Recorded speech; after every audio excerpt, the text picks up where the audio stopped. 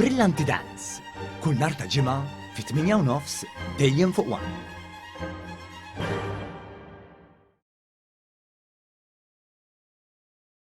Il-livell ta' fiduċja preżenti fil-Gvern huwa l-aqwa li qatt ġie osservat minn fost kull stħarriġ li sar mill-Eurobarometru minn meta Malta daħlet fl-Unjoni Ewropea 19-il sena ilu.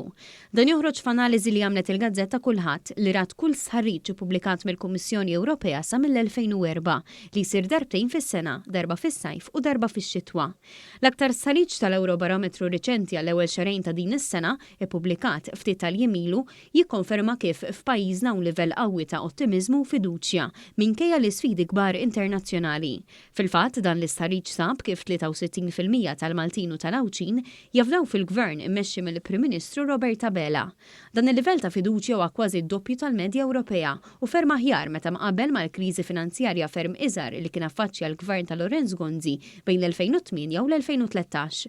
Tantu hekk li f'Novembru tal-2011 l-amministrazzjoni Gonzi PN kienet irreġistrat l-inqas livell ta' fiduċja fl-istorja ta' 27% mill-2004 sal-lum.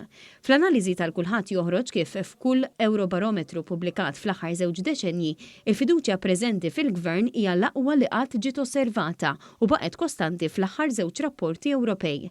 F'dan l-aħħar stħarriġ 93% tal-Maltin u Awċin qalu li huma kuntenti bil-miżuri li ħal-Gvern biex jilqa' l-effetti tal-pandemija tal-COVID-19. 70% qalu li huma sodisfatti bil-mod kif il-Gvern qed jirreaġixxi għall-gwerra fl-Ukrajna.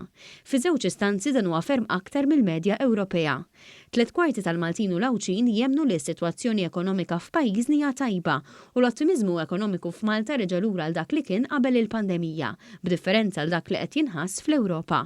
Dawn ir-riżultati tal-Eurobarometru jikkonfermaw is-sens ta' fiduċja fost il-familji f'pajjiżna li minkejja l-isfidi internazzjonali jinsabu f'qagħda finanzjarja ħafna aħjar minn dik ta' familji oħra madwar l-Ewropa.